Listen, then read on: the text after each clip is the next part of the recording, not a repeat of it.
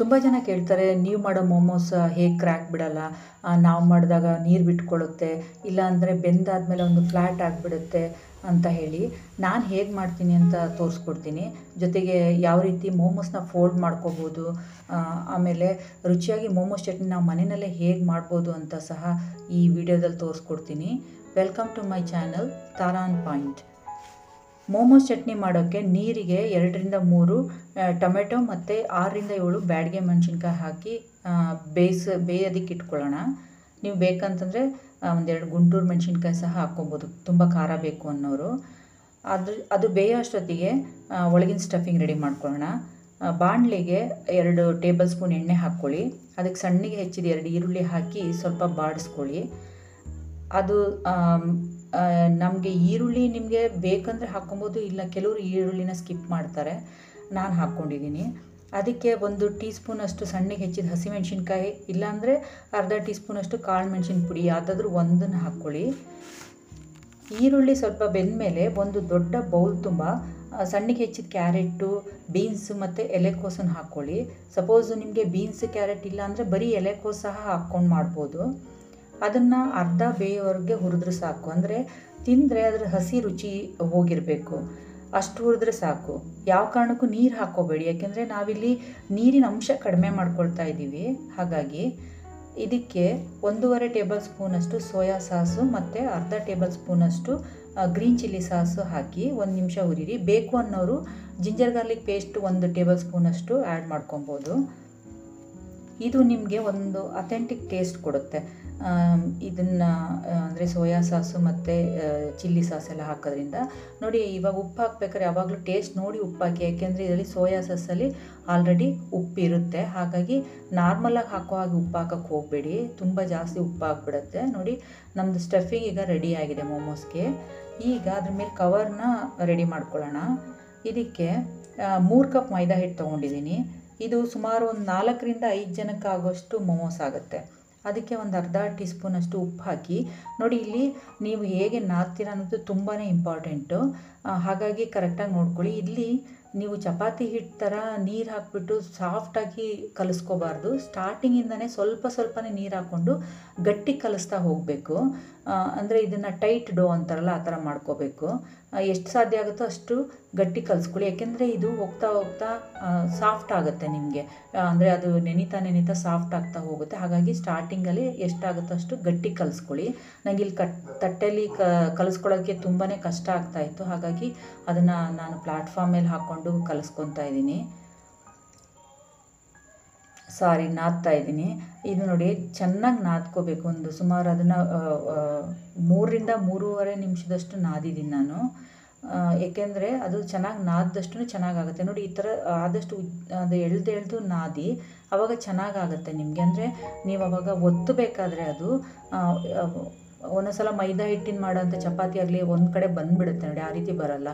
3.5 ನಿಮಿಷ ನಾದಾದಮೇಲೆ ಅದ್ರ ಮೇಲೆ ಸ್ವಲ್ಪ ಎಣ್ಣೆ ಸವರ್ಬಿಟ್ಟು ಅದನ್ನು ಒಂದು ಬಟ್ಲಲ್ಲಿ ಹಾಕಿ ಮುಚ್ಚಿಡಿ. ಬಟ್ಟೆನಲ್ಲಾದರೂ ಮುಚ್ಬೋದು ಅಥವಾ ಯಾವುದಾದ್ರು ಪ್ಲೇಟಲ್ಲಾದರೂ ಮುಚ್ಬೋದು. ಈಗ ಮೋಮೋಸ್ ಚಟ್ನಿ ರೆಡಿ ಮಾಡ್ಕೊಳ್ಳೋಣ.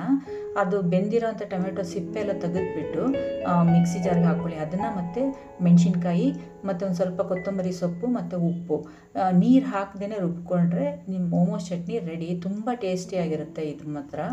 ನೋಡಿ, ಇವಾಗ ನಮ್ಮದು ಏನು ಕಲಸಿಟ್ಟಿರ್ತೀವಲ್ಲ ಆ ಡೋ ನೋಡಿ ಎಷ್ಟು ಸಾಫ್ಟ್ ಆಗಿದೆ ಅಂತ ಹೇಳ್ಬಿಟ್ಟು. ಈಗ ಇದನ್ನು ಚಪಾತಿಗಿಂತನೂ ತೆಳುವಾಗಿ ಒತ್ಕೋಬೇಕು. ಅಂದರೆ ಆಲ್ಮೋಸ್ಟ್ ಪೇಪರ್ ಥರ. ನೀವು ದಪ್ಪಕ್ಕೆ ನೋಡಿ, ಎಷ್ಟು ದಪ್ಪ ಬಿಡ್ತಿರಲ್ಲ ಅಷ್ಟು ಚೆನ್ನಾಗಿರೋದಿಲ್ಲ ಮೋಮೋಸ್, ಒಂಥರ ರಬ್ಬರ್ ಥರ ಅನ್ನಿಸ್ಬಿಡುತ್ತೆ.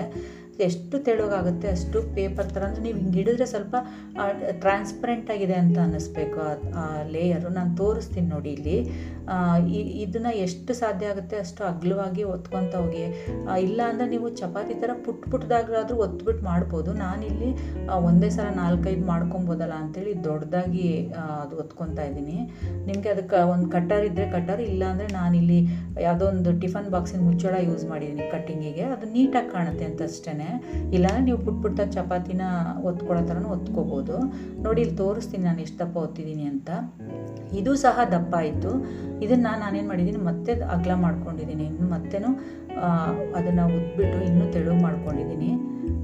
ಅದನ್ನು ಉದ್ದಿ ಮತ್ತೆ ಕಟ್ಟರಲ್ಲಿ ಕಟ್ ಮಾಡಿಕೊಂಡೆ, ಯಾಕೆಂದರೆ ಇಷ್ಟು ದಪ್ಪ ಹಾಕೋಕ್ಕಾಗೋದಿಲ್ಲ. ಹಾಗಾಗಿ ಮತ್ತೆ ಅದನ್ನು ಅಗಲ ಮಾಡಿಬಿಟ್ಟು ತೆಳುಗೆ ಮಾಡಿ ತುಂಬ ಟ್ರಾನ್ಸ್ಪರೆಂಟ್ ಆಗೋ ಥರ ಮಾಡಿ ಅದನ್ನು ಮತ್ತೆ ಕಟ್ಟರಲ್ಲಿ ಕಟ್ ಮಾಡ್ಕೊಂಡಿದ್ದೀನಿ.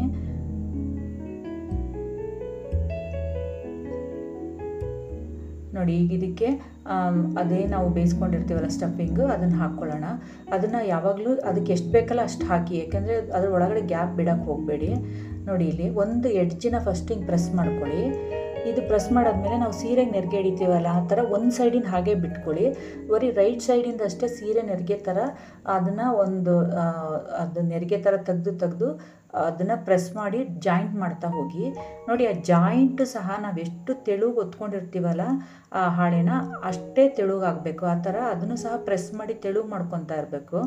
ಇಲ್ಲಾಂದರೆ ಫುಲ್ಲಿ ನಿಮಗೆ ಫೋಲ್ಡ್ ಮಾಡಿ ಆದಮೇಲೆ ಬೇಕಾದರೂ ಒಂದು ಸಲ ಅದನ್ನೆಲ್ಲ ಪ್ರೆಸ್ ಮಾಡಿ ನಮ್ಮದು ಎಷ್ಟು ತೆಳುಗೆ ನಾವು ಒತ್ಕೊಂಡಿರ್ತೀವಲ್ಲ ಆ ಶೀಟನ್ನ ಅಷ್ಟು ತೆಳುಗೆ ಅದನ್ನು ಸಹ ನೀವು ಜಾಯಿಂಟನ್ನು ಸಹ ಪ್ರೆಸ್ ಮಾಡಿ ತೆಳು ಮಾಡ್ಕೊಬೇಕು. ಇಲ್ಲ ಅಂದರೆ ದಪ್ಪ ಇದ್ದರೆ ಚೆನ್ನಾಗಿರೋದಿಲ್ಲ ತಿನ್ಬೇಕಾದ್ರೆ. ನೋಡಿ ಎಷ್ಟು ತೆಳುವಾಗಿದೆ ಮತ್ತು ತುಂಬ ಚೆನ್ನಾಗಿ ಬ್ಯೂಟಿಫುಲ್ಲಾಗಿ ಅನಿಸುತ್ತೆ ಡಿಸೈನ್ ಮಾತ್ರ.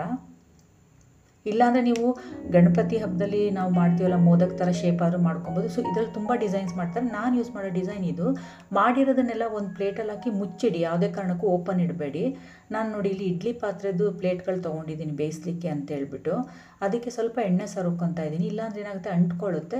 ನೀವು ಎಣ್ಣೆ ಬೇಡ ಅಂತಂದರೆ ನೀವು ಆ ಕೋಸಿನ ಎಲೆಗಳಿರುತ್ತಲ್ಲ ಆ ಎಲೆನ ಚಿಕ್ಕ ಚಿಕ್ಕ ಪೀಸ್ ಮಾಡಿ ಅದ್ರ ಮೇಲೆ ಬೇಕಾದ್ರೂ ಇಡ್ಬೋದು. ಇಲ್ಲಾಂದರೆ ಬಟ್ಟೆ ಮೇಲೆ ಇಡ್ಲಿ ಥರ ಆ ಥರ ಬೇಕಾದ್ರೂ ಇಟ್ಟು ಬೇಯಿಸ್ಕೋಬೋದು. ನೀವು ಹೇಗೆ ಬೇಕಾದ್ರೂ ನೀವು ಇಟ್ಕೊಂಡು ಮಾಡ್ಕೋಬೋದು. ನೋಡಿ ಇಲ್ಲಿ ನಾನು ಇಡ್ಲಿ ಪಾತ್ರೆಯಲ್ಲಿ ಎಲ್ಲಕ್ಕೂ ಎಣ್ಣೆ ಹೆಚ್ಚೆ ಇಟ್ಟಿದ್ದೀನಿ. 8 ನಿಮಿಷ ಬೇಯಿಸಿದ್ರೆ ಸಾಕು, ಜಾಸ್ತಿ ಬೇಯಿಸಬೇಡಿ. ಮೋಮೋಸ್ ರೆಡಿ ಆಗುತ್ತೆ. ತುಂಬ ಅಂದರೆ ತುಂಬ ಚೆನ್ನಾಗಿರುತ್ತೆ. ನೋಡಿ ನಾನು ಮಾಡಿರೋ ಮೋಮೋಸ್ ಸ್ವಲ್ಪ ಕ್ರ್ಯಾಕ್ ಬೀಳೋದಾಗಲಿ ಅಥವಾ ಒಳಗಡೆ ನೀರು ಬಿಡೋದಾಗಲಿ ಏನೂ ಆಗಿಲ್ಲ. ತುಂಬಾ ಚೆನ್ನಾಗಿರುತ್ತೆ. ಇದನ್ನು ಮಕ್ಳಿಗಂತೂ ತುಂಬ ಇಷ್ಟ ಆಗುತ್ತೆ. ಈಗ ಸ್ಟ್ರೀಟ್ ಸೈಡ್ ಇಷ್ಟ ಮಾಡೋ ಅಂಥ ಮಕ್ಕಳಿಗೆಲ್ಲ ಈ ರೀತಿ ಮನೆಯಲ್ಲೇ ನೀವು ಮಾಡಿಕೊಡ್ಬೋದು. ಈ ವಿಡಿಯೋ ಇಷ್ಟ ಆಗಿದೆ ಅಂತಂದರೆ ಲೈಕ್ ಮಾಡಿ, ಶೇರ್ ಮಾಡಿ, ಸಬ್ಸ್ಕ್ರೈಬ್ ಮಾಡಿ. Thank you for watching.